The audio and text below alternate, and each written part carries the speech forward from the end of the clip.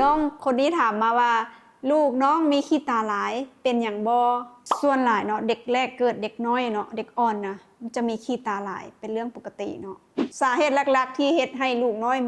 มีอนาขี้ตาหลายๆเนาะมันอาจจะเกิดจากศัพท์ทางการแพทย์เพิ่นว่าท่อน้ำตาอุดตันแต่ว่าบ่เป็นอันตรายเนาะถ้าหากว่าขี้ตานะบ่เหลืองหรือว่าตาลูกบ่แดงบ่เป็นอันตรายเนาะแม่เนาะถ้าหากว่าขี้ตาลูกนะบ่เหลืองหรือว่าตาบ่แดงเนาะก็ถือว่าปกติดีนะมีแต่ว่าเวลาแม่ทำความสะอาดเนาะแม่นะต้องทำความสะอาดและมันทำความสะอาดเนาะว่าแม่หลายคนนะบ่ทำความสะอาดเวลาลูกนอนตื่นมาขี้ตาเต็มจนมึนตาบ่ได้เนาะต้องใช้สำลีแผ่นหรือว่าผ้าเช็ดหน้าอ่อนๆบางๆเนาะจุบน้ำต้มซุปหรือว่าน้ำเกลืออะไรเนาะค่อยๆเช็ดบริเวณจากทางในมาทางนอกออกเนาะค่อยๆเช็ดอนามัยเนาะอันนี้คือวิธีแบบว่าง่ายๆทำความสะอาดหรือว่าอนามัยขี้ตาลูกเนาะแม่ต้องอนามัยนะคันบอกอนามัยลูกมืนตาบ่ขึ้นนอนตื่นมาขี้ตาเต็มลูกมืนตาจนบ่ได้เลยอันนี้เนาะวิธีแก้ง่ายๆนะแม่เนาะบ่ต้องเป็นห่วงเนาะ